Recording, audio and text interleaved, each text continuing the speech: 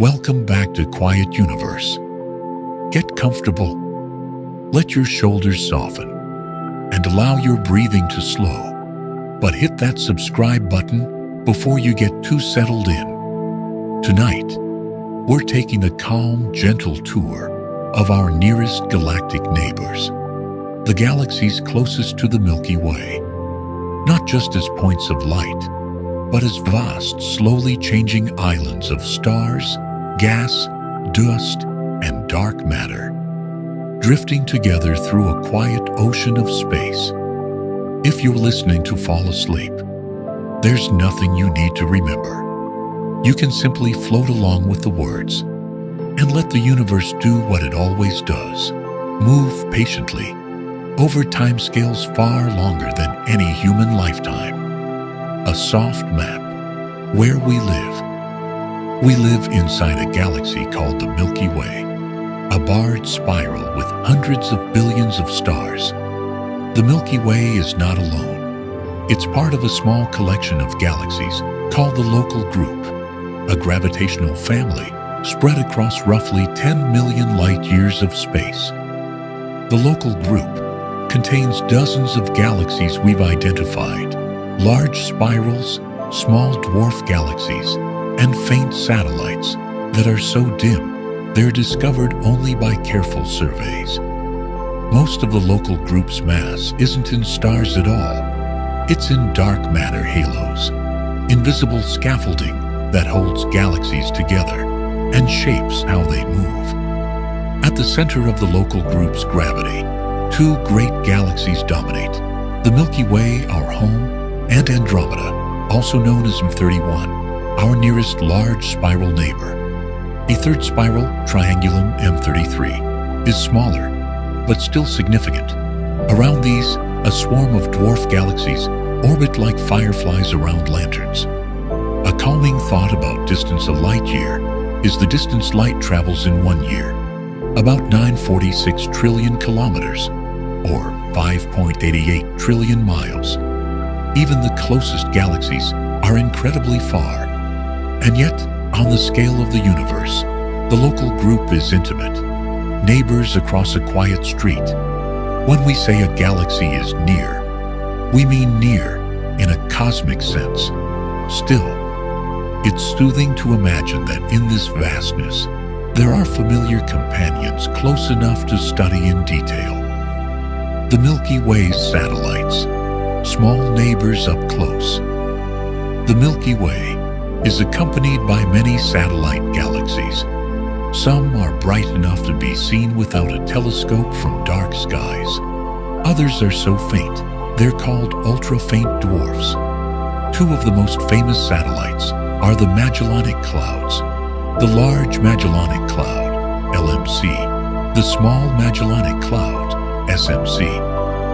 They're visible from the southern hemisphere as soft, detached clouds of light. They're not just pretty patches. Each is a real galaxy with its own star clusters, nebulae, and history. Many other satellites are dwarf spheroidals, small, low-luminosity galaxies with little gas and very old stars. Some examples include Sagittarius dwarf spheroidal, currently being tidally disrupted Fornax, Sculptor, Draco, Ursa Minor, and many more discovered in modern sky surveys. A fascinating fact: many dwarf galaxies appear to be extremely dark matter dominated.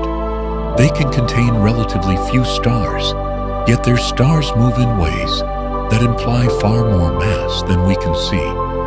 So tonight, as we drift from neighbor to neighbor, remember, much of our galactic neighborhood is shaped by invisible mass and by time. Take a slow breath in and out, and now we'll begin with the brightest, grandest neighbor of all, the galaxy that's quietly coming toward us, even as we sleep: Andromeda. Andromeda, M31, is the nearest major spiral galaxy to the Milky Way and one of the most studied objects in the night sky. It lies about 2.5 million light-years away. That means the light reaching your ears in this moment, through this story, began its journey when early human ancestors were just beginning to use stone tools. From Earth, Andromeda is faint, but visible to the unaided eye under dark skies. It appears as a soft, elongated glow, often mistaken for a thin cloud. But it's not a cloud. It's the combined light of hundreds of billions of stars, so far away that their immense structure compresses into a whisper of brightness.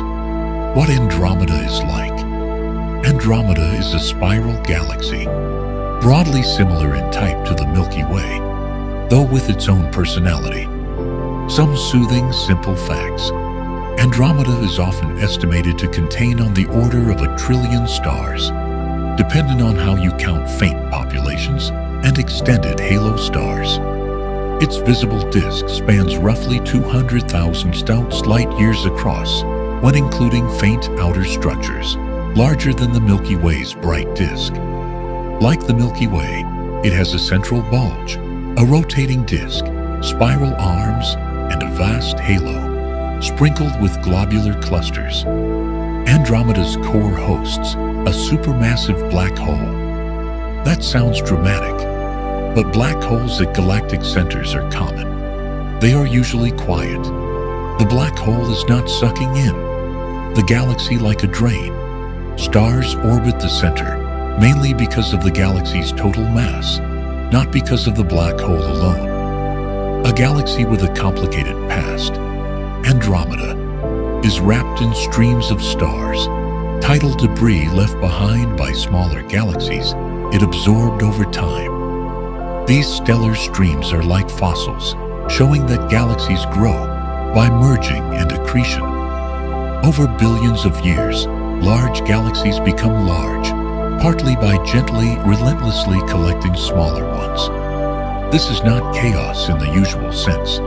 It's slow gravity, shaping matter into patterns. The motion. Andromeda is approaching Andromeda, and the Milky Way are bound together by gravity. Measurements of Andromeda's motion show it is moving toward us at about 110 kilometers per second along our line of sight. That number can sound fast, but the distance is so vast that the encounter is not soon. The predicted timescale for the Milky Way-Andromeda interaction is on the order of 4 to 5 billion years. So if the thought of a collision feels unsettling, you can let it relax into perspective. It's not a crash like cars. In galaxy encounters, stars almost never collide directly. Space is too empty. The real interaction is gravitational. The galaxies distort each other, trigger waves of star formation, and gradually merge. If any human-like observers existed then, the night sky would transform. Andromeda would grow larger. Over millions of years, tidal arms might arc across the skies, and eventually, the two galaxies could settle into a single merged system, sometimes nicknamed Milkomeda in popular science. What might happen during a merger, in gentle terms?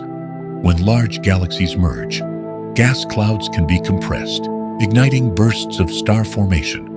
Supermassive black holes may eventually form a binary and merge, releasing gravitational waves.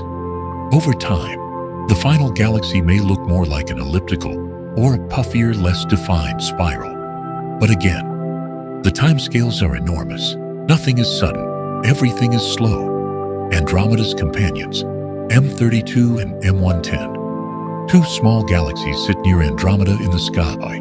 M32, a compact dwarf elliptical. M110, a larger dwarf elliptical. They are satellites of Andromeda, part of its immediate family. M32 is unusually dense and compact. Some astronomers think it may be the stripped remnant of a larger galaxy, pared down by Andromeda's gravity. If you ever look at an image of Andromeda and see tiny smudges near it, those are not foreground stars. They're whole galaxies, quietly accompanying a larger one. Take another slow breath. And from Andromeda, we drift to another spiral in our neighborhood, smaller, more delicate, and still full of wonder. Triangulum. The Triangulum galaxy, called M33, is another spiral in the local group. It is farther than the Magellanic Clouds, much closer than most galaxies you've ever heard named, and it sits like a gentle companion to Andromeda. M33 is roughly 2.7 to 3.0 million light-years away, depending on the method and calibration used. In other words, it's a near neighbor on a cosmic map. A smaller spiral with vivid starbirth Triangulum is smaller than Andromeda and the Milky Way, but it can be rich in star-forming regions. One of its most famous features is a bright nebula called NGC 6-4, one of the largest H2 regions in the local group. An H2 region is a cloud of hydrogen gas energized by hot, young stars, glowing in characteristic colors when photographed. In a calm way, these regions tell a story. Where gas is dense and cold enough to collapse, stars are born, and their light reshapes the cloud that made them. How spirals hold together.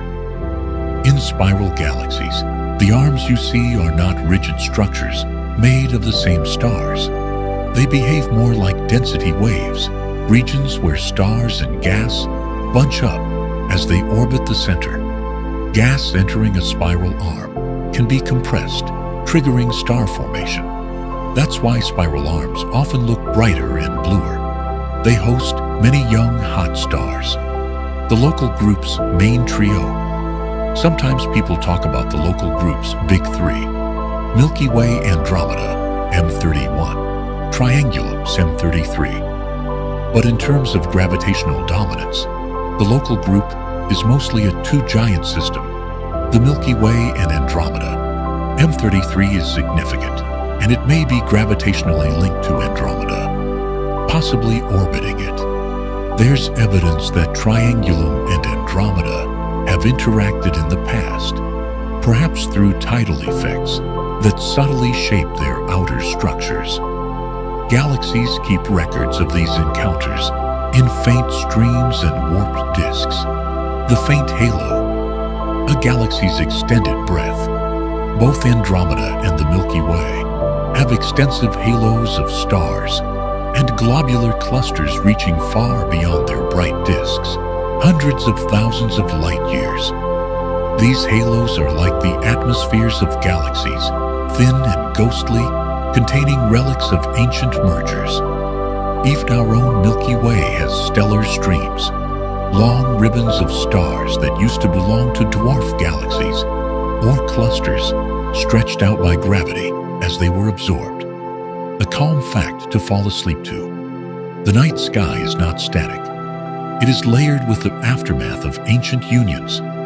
Dwarf galaxies, the quiet majority. Most galaxies in the local group are not big spirals. They are dwarfs, small galaxies with low stellar mass, few bright stars, often little or no gas, and sometimes surprisingly large dark matter content. Some dwarfs are dwarf irregulars, with ongoing star formation. Others are dwarf spheroidals, mostly old stars, faint and smooth. Why so many dwarfs? Because galaxy formation is hierarchical. Small structures form first, then merge and build up larger ones. Many dwarfs survived as satellites. Others were absorbed long ago. A gentle note about dark matter. Dark matter doesn't shine, but it shapes the motions of stars and gas. In galaxies, it provides the majority of the mass. Without dark matter, many galaxies would not rotate the way they do. Their outer stars would drift away. So when we imagine our neighborhood, the local group, we're really imagining a collection of visible islands embedded in a much larger invisible sea of mass. And now, from the distant spirals, we drift closer again to the companions you might actually see with your own eyes. Galaxies that orbit the Milky Way like lanterns in the southern sky. The Magellanic Clouds. The Large Magellanic Cloud and Small Magellanic Cloud are among the closest and most famous galaxies to the Milky Way. They're not just nearby. They're close enough that astronomers can map individual stars, star clusters, and nebulae in remarkable detail. The Large Magellanic Cloud, LMC. The LMC is roughly 160,000 or 170,000 light-years away. It's a dwarf galaxy, often described as irregular, and it's actively forming stars. Inside, it lies the Tarantula Nebula, also known as 30 Doradus, one of the most active star-forming regions in the local group. It's a place where massive stars live fast, shine intensely, and end their lives in supernovae, enriching the surrounding gas with heavier elements. A soothing truth: even the most dramatic events in space, supernovae, are part of a gentle recycling. They seed the cosmos with the atoms that later become planets, oceans, and living beings. The Small Magellanic Cloud, SMC. The SMC is farther, around 200 light-years away. It's also a dwarf galaxy, also rich in gas, also forming stars.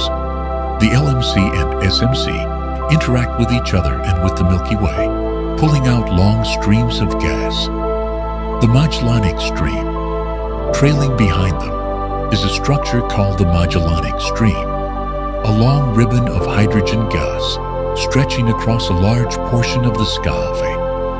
It's evidence of tidal forces and ram pressure, gravity and motion through tenuous halo gas, gently stripping material over time. This gas may eventually fall into the Milky Way and provide raw material for future star formation.